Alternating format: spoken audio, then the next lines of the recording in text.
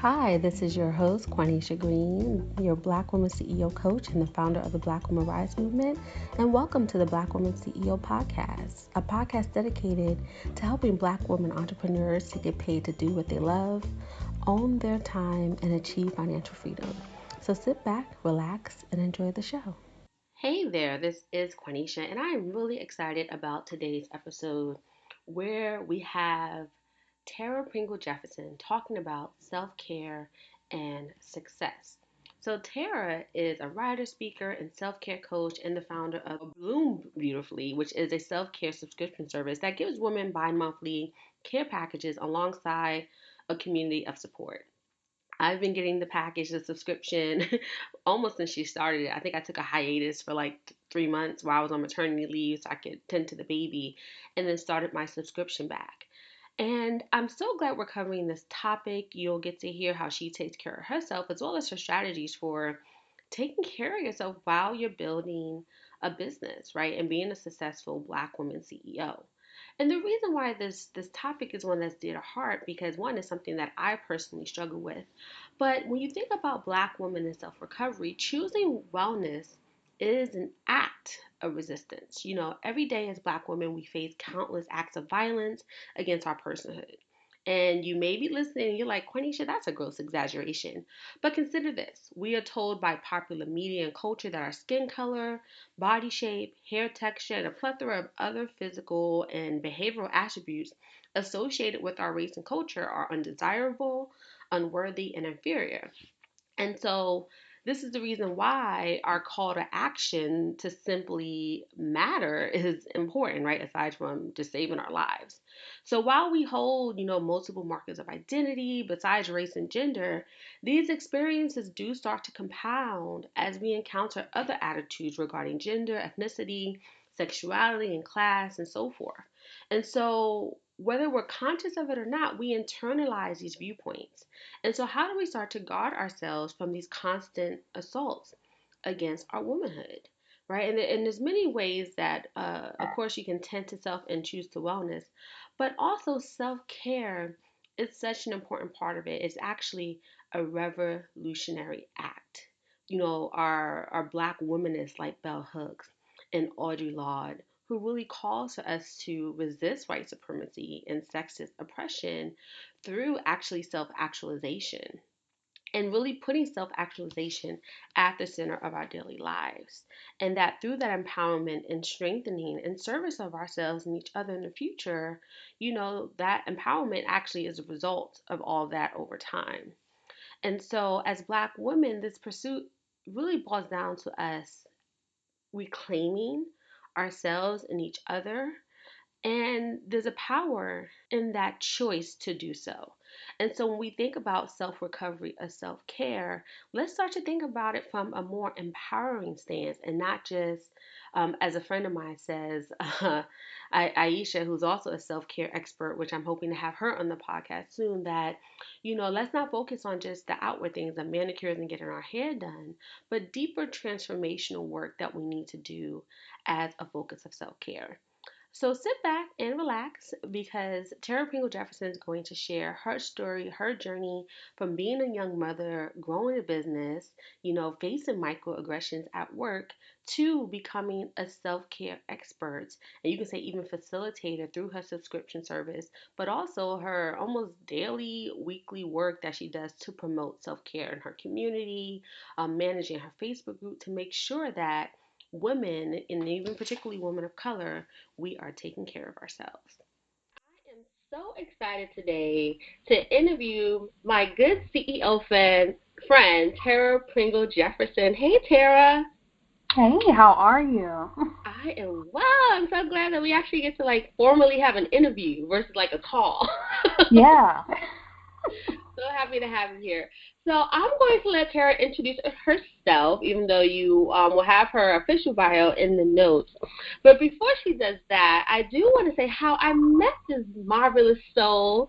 So I was scouting for the Happy Black Woman podcast, and I was the Happy Black Woman program manager there. And that's how I kind of officially connected with you, right, Tara? Reaching out to you about being That's an right. interviewer there. Although I've been That's stalking you, this is my confession. I've been stalking you on Twitter years before that.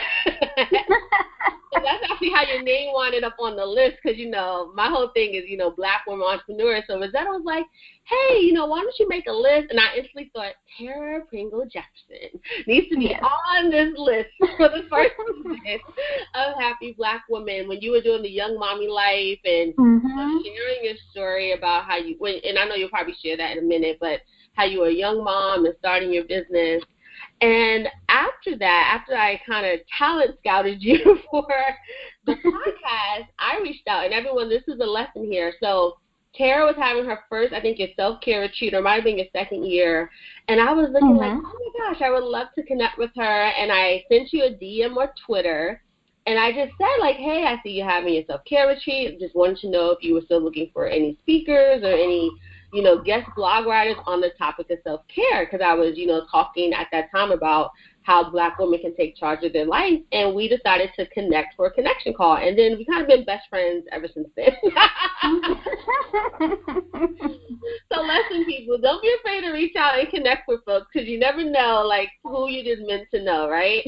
Exactly, yes. So that's my, like, how I met you. I knew you win story. Yeah. So tell us, though, so who are you, Tara? Who you be? If you can describe yourself, first beyond what you do, so that we can just know a little bit about you and your world and your essence. Yeah. Well, can I just say, like, I think I'm basically like a frustrated stand-up comedian. Like, let me just say that first off the bat.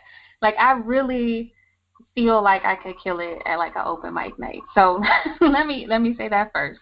I do all this other stuff, but I'm like a comedian at heart. Well, I think that, and I love this question too, because I think a lot of times we do describe ourselves as who, what we do versus who we are. And I will say, for myself personally, like, I am, without a doubt, I'm a comedian, right?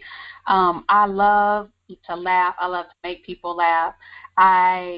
There's not a day that goes by that I'm not, interested in, bringing that little bit of joy to somebody's life.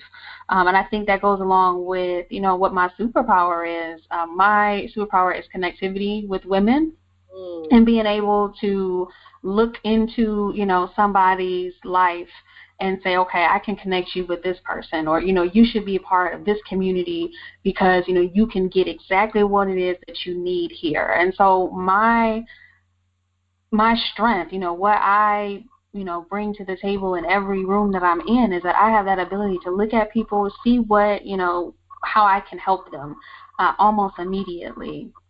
And so I just, I'm very empathetic. That's just who I am in a nutshell. And I think that's something that has really, it's really driven me, in my career and what I've chosen to do as a business. I love that, and just like the story I just shared, like, you were so open to connecting. So I love you said that connection piece, and I love the comedian part of it, because I think before I even reached out and me doing kind of more research just about you to see if it was even appropriate to connect, I read your book. So Tara wrote a book, still available on Amazon, although I don't think you widely market it now, which was The Good Life: Pep Talks for Stressed Solopreneurs, and the book is hilarious. And you tell, like, your personal journey through this role of solopreneurship. So we'll definitely put that in the show notes. So, I want to ask you, what is your mission? What is the work you do? But I think even in you probably telling about the book will still answer that question. So, what is it that you do? What do you see as your mission, and how have you kind of tie that into your journey along the way? Yeah, so my mission really is to help women see themselves. You talked a little bit about my journey as a young mother. I had my daughter my senior year of college. I was 20 years old, and I had my son about 18 months after that. And so I was about 22 years old with two children, just trying to, figure out my way. You know how it is.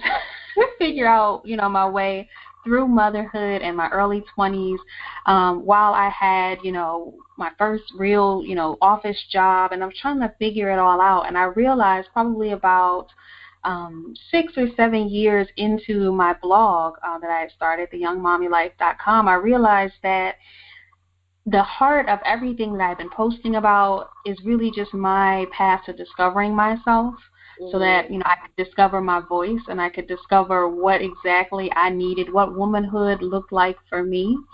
Because I always say, I became a mom before I was a full-fledged woman, right? So I really had to be intentional about creating that space within motherhood for me to say, okay, well, who, like you asked, who am I, outside of this role as a wife and a mother? Who am I besides an entrepreneur? When I'm not working, what do I like to do for fun? And so, I've been on this journey of self-discovery. It started with theyoungmommylife.com. And after a while, I kind of felt like the motherhood angle was really kind of constricting for me. I loved interacting with women who were teen moms and early moms. But I felt like the motherhood label, it was just a little too constricting. So I kind of broadened it with this new venture. And I launched Bloom Beautifully, which is a self-care subscription service. It's a blog, it's an event umbrella. I mean, it's a little bit of everything, but the basis of all of it is self-care. And it's really about helping women to not be invisible to themselves, so that they wake up in the morning and they think about, okay, what is it that I need today? What is it that I'm lacking? What is it that would make me feel calmer or more at peace? And I really want that to be the habit, for all of the women in my community. Thank you for sharing that. I love how you, one, I love watching it, but you just shared how your journey shifted, right? You started in one area with your business, and as you grew, it sounds like as a woman, and even as an entrepreneur, and you said you kind of maybe felt constricted at, in the mompreneur, space, and not so much being a mompreneur, but also writing about being a mom, that you were able to open it up in a different way and still supporting women, right? And one of those was motherhood. And I love the Bloom Beautifully box. I was one of the subscribers when you launched that. I was getting my, self-care package, right? But still helping us to still walk strongly as just women, mothers, in those different roles. So it was beautiful because you were a young mother. You talked about how you were a mother almost before you became a woman. And how did taking on your role as an expert in CEO play into that, right? All these different, you can say, areas of growth that you had to do along the way. Yeah, it's continues to be, a special journey for me. I think that I would be a little bit further along in my womanhood journey if I hadn't, taken on this role and launched businesses before I was ready, or, hosted national events before I was ready. But it really, entrepreneurship, becoming, the founder of, I think Bloom Beautifully is my third or so business. But, becoming CEO and crowning myself CEO, right? I'm creating these businesses and doing all of that. I think that it really has helped me grow in my womanhood, because I've had to, understand, okay, how do I deal with a customer who's kind of nasty, has questions, asking it in kind of a nasty way, or how do I deal with, negotiating for prices, or how do I deal with, my vision not quite coming to fruition, the way that I would like it to. And so all of these things, I'm telling you, and everybody listening to this, they already know that it stretches you and it makes you it forces you to become a little more confident in your voice and your vision and what it is that you want for yourself and your business. So I think that becoming, launching these businesses and doing all of these things, it was the best thing for me. What a journey. So what made you to even decide to take that leap, to even start a business? Yeah. Well, I know that I've only had, one kind of traditional 9-to-5 job. And I think, all things considered, it was a pretty decent job. But, I experienced a lot of microaggressions at work, and you're sitting in the office and they're telling a joke, and I'm thinking to myself, that sounds racist, and being the only, young black woman in the department, it was just, it just kind of gave me a sense of maybe there's someplace else. There's someplace else that I can take these talents, and I can flourish, in different soil, so to speak. And so I decided, to kind of start my own garden, right? Like just to bet on myself and plant some seeds and see what bloomed. The experience you just named was similar to my experience. It was experiencing those microaggressions, right? Being a young leader. And I know a lot of our Black women CEOs have a similar experience. Actually, the statistics are showing, right, basically our lived experiences where many Black women are facing bias, right? Even if it's that unconscious bias, right? Like even if it's not, say, that very overt in your face racism, it's those very subtle racisms of feeling underappreciated, undervalued, being overlooked, right, despite being highly credentialed and qualified. So I know our listeners are like, yes, I get it. I get the experience. So, you launched a business. You were obviously already young, a young mom, a young entrepreneur. So what were some of the early challenges that you faced, and how did you overcome them? I think money was always an early challenge, but really trying to figure out, what I wanted the end result to be. And I think that I've always been very focused on growing a business that was also beneficial to people. It wasn't just a purchase. It wasn't just an exchange of funds, or it wasn't just, you show up here and I get you show up to one of my events and I get the pleasure of, looking out at a room full of, a sold out crowd. But it's really, I think one of my main challenges is to really figure out how do I balance, I need to make a profit. That's the whole point of business, is to make a profit. But I also want to keep my business soulful. And I think that sometimes, it's hard to figure out how that will mesh. But I really want people who interact with me, who interact with my business, I want them to know that there is a living, breathing person on the other end of these transactions, and that person, cares deeply about them. When I'm selling, my self-care subscription box, it's not just, here's a package of, body butters and, you go about your day, take a bath. But it's really about, okay, how do you use these items to create space for yourself in your own life? And so I really try to pour myself into my business. And that can be difficult because, when you do that, right, it's a tendency to take everything personally because you pour so much of yourself into your business. So I've really had to learn, this is personal, this over here is personal, this over here is just business. So can you share some more tips around that? Because, our listeners are women who want to build a business that will allow them to do what they love, and they desire to work from home like you do, to own their time, achieve financial freedom. But part of it is also leaving a legacy, right, to make a difference.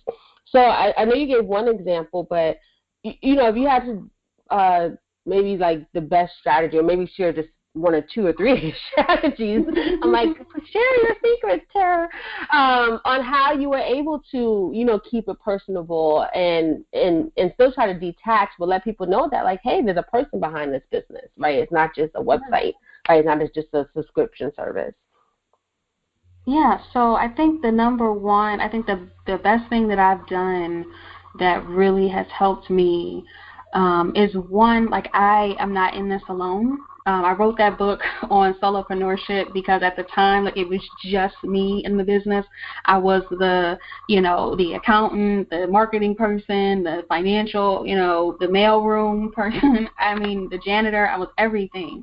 And I think now, I do have one consultant that works with me, and then, so I'm able to bounce ideas off of her. She can give me feedback in terms of, okay, how do I respond to this? Does this seem like the right thing to say? Am I wording this correctly? So I do have, I mean, it's one person, but man, it feels like 70% of the stress is gone just by having one person who cares about my business the way that I do. So that's the first thing, is that I had to bring on help to help me grow this business and to help me tackle some of these issues that are business related, some that are personal. So that's the first thing that I did. The second thing that I did is I had to kind of mobilize an army. So no matter what your business is, like, you have the ability to mobilize, customers, mobilize your VIPs, mobilize those people so that they can, if somebody has questions about your business, or somebody wants to know, is it worth signing up with you? Is it worth investing in your business? You have an army of people, whether you gather testimonials, whether you have a private Facebook group, whatever it is, but you have people who will go to bat for you and say, yes, I've interacted with her. I've been a subscriber to her service, for a year now, and she hasn't disappointed me yet. So making sure that you take the time. And something that I try to keep in mind all the time is that it's a privilege to have somebody spend money with you. I mean, there are so many businesses, so many avenues that people could spend money, where they can spend their money. I mean, it's really an endless, it's really an endless, list of businesses that they could have, spend money with, but they chose yours. And to remember that is a privilege.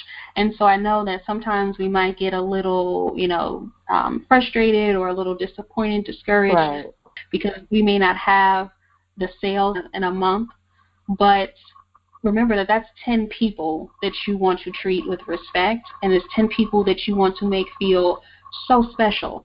Because if you do that, if you focus on the people that you already have, they will become your ambassadors, and they will do some of that work for you so that you can grow your business and remain true to yourself, and you don't have to spend all of your time marketing and trying to get the word out, because they will take on some of that weight for you.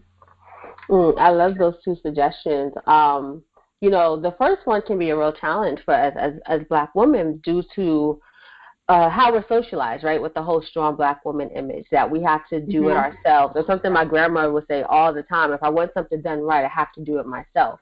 And that idea of asking for help or building a team, right, can take a while for some people. Like, we think it has to be, when we reach a certain maybe income level that we can actually bring on a team. And there's so many affordable ways to even do that from the beginning. And it can be a very early investment in your business so that you can't duplicate yourself, or you can get support, right? Like you said, even that one person can open up so much space. And then leveraging the community, right, the customers that you have built. And for those who, I know the women in our community who are listeners might be in that first 1 to 3 years, you can leverage your network, right? It doesn't have to be maybe your clients if you don't have clients yet. But you have people that you worked with, right? Family members, people who just already might be fans of just you, right, before even trying your product, that they can leverage and start building that momentum, those ambassadors that you talked about. So thank you so much for sharing that, and how you were able to really start to, almost build community, right, and leverage community in those different ways, whether it's the team in your business or, starting to utilize the customer base to actually help leverage that and get out there. So with that, so we see how you kind of been able to present yourself in your business as a person, but how have you been able to integrate the work, the business, your self-care, your life, and your family, right? How have you done all that together? Yeah. I think one reason, that I launched this box, and I'll be completely honest, going into, launching the self-care box, one of my goals, right, as I wanted to help women, get free and find themselves and find their voice, but I really wanted something that would help me stay accountable to me, right? So I cannot, I launched this business because it's like, okay, I cannot sit up here and be online and talk to women about, self-care and taking time for yourself and putting yourself first if I'm not also doing the same thing offline. Like, I can't, it doesn't work. And so I have to, that is built-in accountability for me. So when I feel myself, having some busy weeks and, my self-care is like nowhere to be found, I know, okay, you have to turn this around, because you are the example. You are the one, you're putting this out into the world. And if you can't follow your own advice, it's like, I don't know how long the business will last, right? So I always, it's a way for me to make sure that I continue to take care of myself. And so my favorite, tip, because I know a lot of entrepreneurs, we are so busy. So we may not have time for like a weekly spa session, or may not have the money for that either. But what I like to do, what I do every night is I really, have my own little evening ritual. So I will go and all of my candles are in the bathroom now. So I light candles in the bathroom and I shower by candlelight. I turn the light off, light the candles. I have some music playing. I'm like in a real like D'Angelo mood now lately. But that's what I do every night. Like that is my body's, that's the ritual that I've gotten into. So I can just kind of like wash away all of the stress, all of the emails that's floating around in my brain. Every night I light those candles and it's like 15, 20 minutes of me time where, my kids aren't in there, my husband's not, knocking on the door. It's just me, and it's time for that I can take to kind of just relax and exhale from a very, very busy day.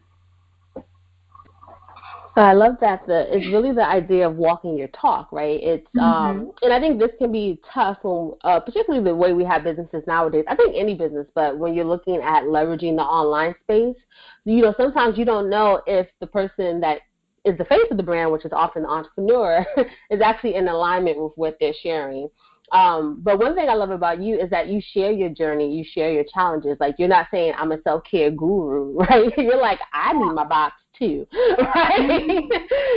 I'm still walking this walk. And so, just to let our listeners know, like, it's okay to be transparent that, you haven't arrived and therefore you can be a business coach, right? Or a consultant or whatever it is. That doesn't mean like your business is making six figures. Like, you can still support people or support women in relationships, right? Even if maybe your marriage isn't 100% all the time. So you can still own your expertise walking it, but be very transparent and clear that, like, hey, I'm still a work in progress, or my husband and I have arguments, even though I'm like a relationship psychologist, right? Or your partner, or whatever it is. And so I love that. Still walking your talk is not just about being at 100. It's just like, how can you just be authentic in where you are and letting people know where you are, right? Because that allows the humanity to come in. And I think that goes back to your original point of, letting people know, like, hey, there's a human being here in the business.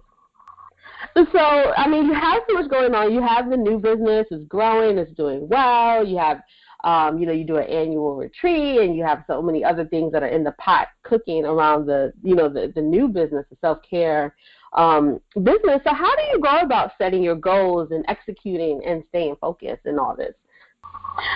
So I think that the thing that I do to help me with my goals that has probably helped more than anything else that I've done is really trying to meet up monthly with other entrepreneurs who, they're walking alongside this journey with me. So I have a few friends, we meet for coffee, we meet in person, and I have another friend that we have done our monthly phone calls now for probably about 2 years. And these calls and these meetups in person, they keep me on track. When I go to them and I have, a big goal that I'm not quite sure how to accomplish, I'm able to, just kind of bounce ideas off of them, kind of going along with what I said earlier about having somebody, on your team who can give you ideas, because it's very, it's tiring to be the only one who's thinking about your business. It's tiring to be the only one who's coming up with ideas and trying to execute those ideas and keep, all of the processes, going in between. And so having, these monthly conversations with other entrepreneurs, they help me see, okay, this is, and I get inspired by them as well. I can meet up with them and hear about some of the great things that they're doing, and I say, okay, well, that aspect might work for my business as well. And that helps me, stay focused. It helps me, because once we meet up every month, it's like, okay, did you do, how did it go, the thing that you said you were going to do the previous month? How did that work out for you? And, you always want to have something good to report when you meet up. So really just having those people in your life, I really can't stress it enough. Even if you are the only person in your business, make sure you are not the only person that's thinking about your business. You really want to make sure that you are leveraging, your network, and make sure that you are asking for advice and asking people what do they think, because they may have something that's so obvious to them, but you can't see it because you're so close to your business. I love that. It's really, you're really speaking to the power of mastermind. So whether it's formally or informally, once again, the idea of asking for help or being in community, right? That you don't have to do this alone. Like you said, let me use somebody else's brain for a minute. Yeah. To help me think through. So thank you for sharing that. And I know you already shared a lot of your wisdom, but what is one piece of wisdom you would share for the woman who is frustrated building her business and desires to become, a rock star CEO? Or another way to think about it is, what do you wish someone told you when you started this journey? Yeah. That is a really great question. I think the thing that I have really leaned very heavily on is marking my progress, because it's very tempting to think, okay, well, I launched this business, a year ago. I've only had, 3 clients. I've only had 10 clients or 10 customers or whatever the case may be. And while you always want more as a business, like it's your job to grow, but I think it's very important to mark your progress, because it can be, discouraging. If you're frustrated that your business isn't growing, the way that you want, you need to remind yourself of how far that you've already come.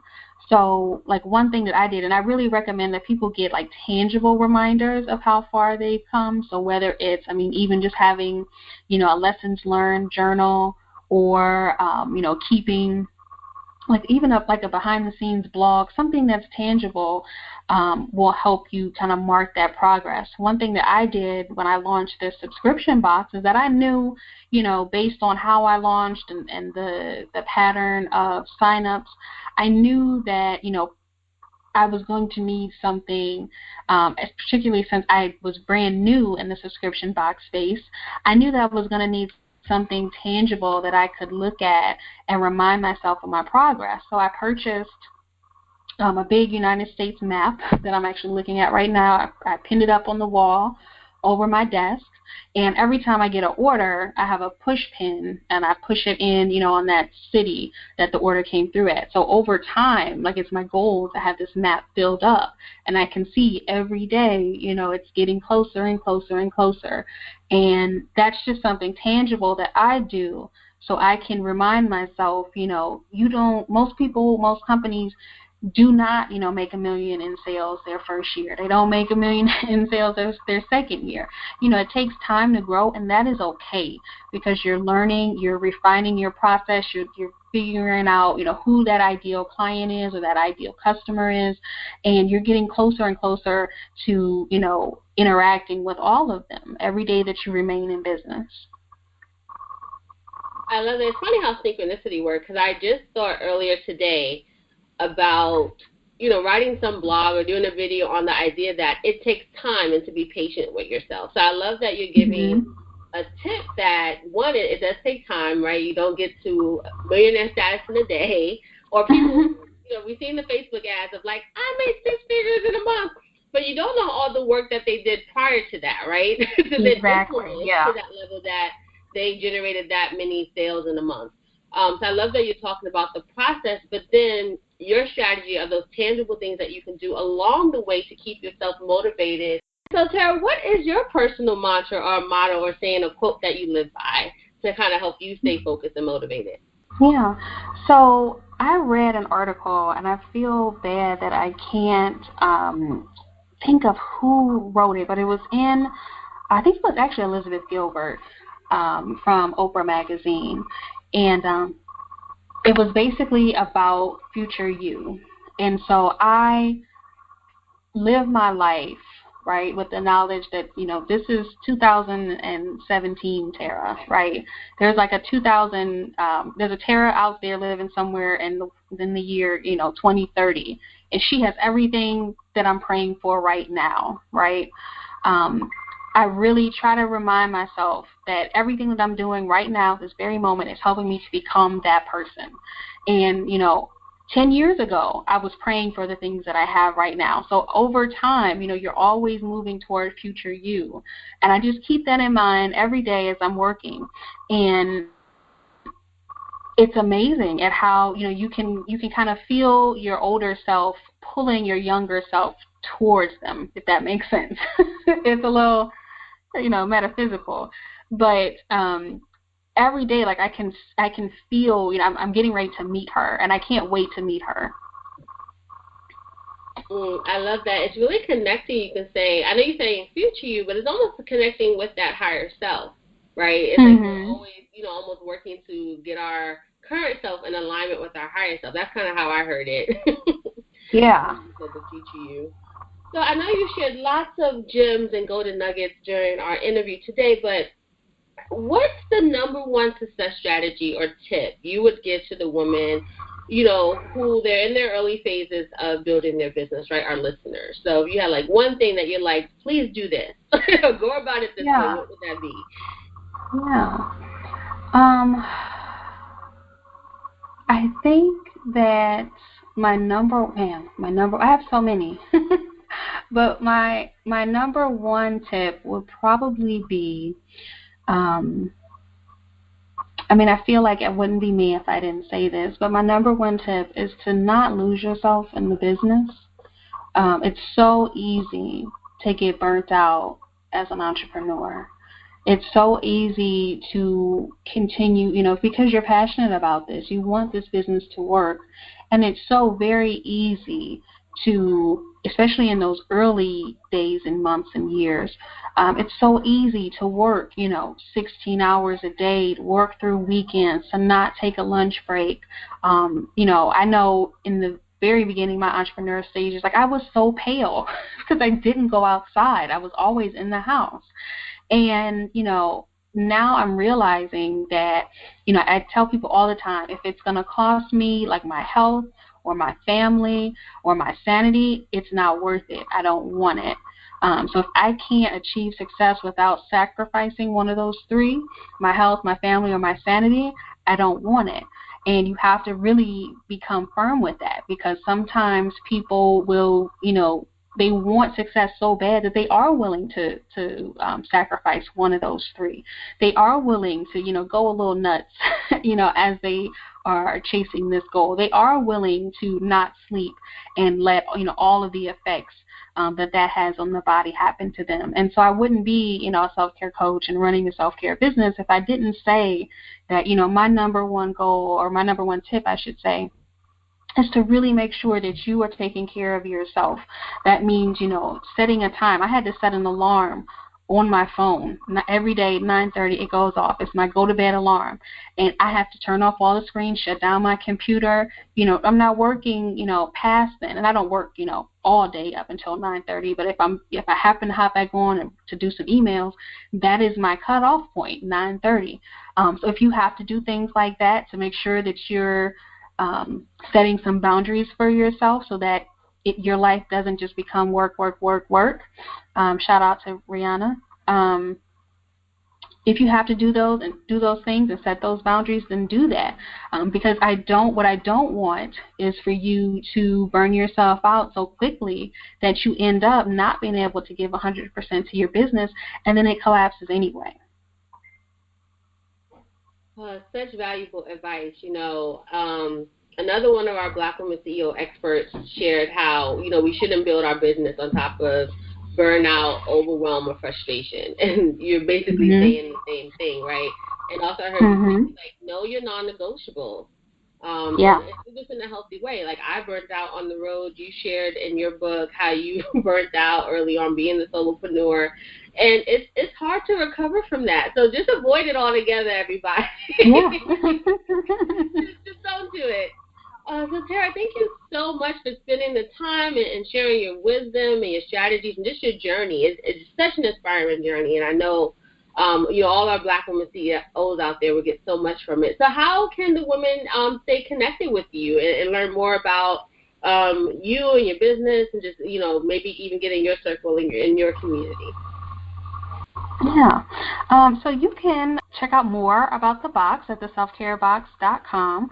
If you go to bit.ly/the self-care suite, you can gain entry to our private Facebook support group if you just want, to be surrounded by women who are all dedicated to their own self-care. I invite you to come and join us. We have weekly challenges, monthly giveaways, and just a whole lot of fun. So those are the two areas that I would recommend you come and check us out. Yes, and definitely check it out. I enjoy the Facebook group. It helps me a lot with the self-care piece and just the womanhood stuff, right? Just learning how to balance it all. So thank you so much, everybody. And all this information will be below in the show notes so that you can stay connected with Tara and learn more about her and her self-care expertise. So thank you for joining us. And this is Quanisha Green signing off with our Black Woman CEO podcast. I hope you enjoyed today's episode, and for more Black Woman CEO wisdom and expert tips, please visit blackwomanceo.com. So this is your host, Quanisha Green, signing off. Until next time, remember, power is the ability to create your reality.